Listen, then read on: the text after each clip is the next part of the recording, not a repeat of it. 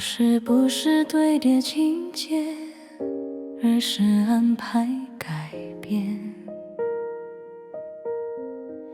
架构不是公式，而是方向的设计。调音室的开场不是起点，而是危机提前。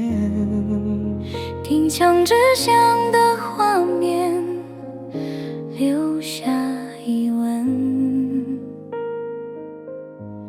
这就是情节点，先看结果，再追寻原来，让观众想知道他怎么走到这里。情节点不是事件，是命运的转向。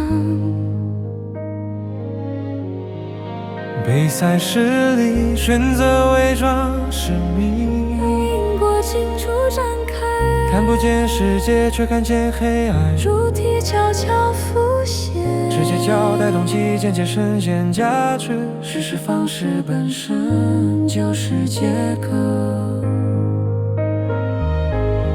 外在事件推动命运，失败伪装明白，内在心理慢慢改变，逃避恐惧只是外在与内在交汇，转折于是诞生。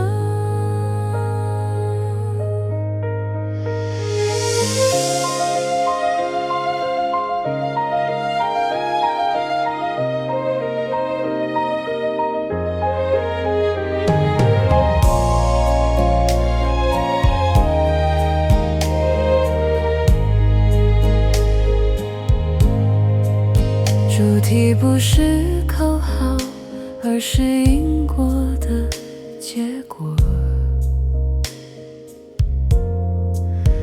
伪装带来优势，优势变成危机，欺骗逼近真相。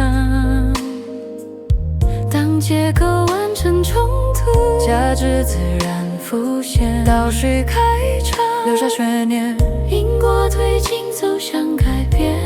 调音师告诉我们，叙事不再长短，而在精准。当你看见架构，就看见创造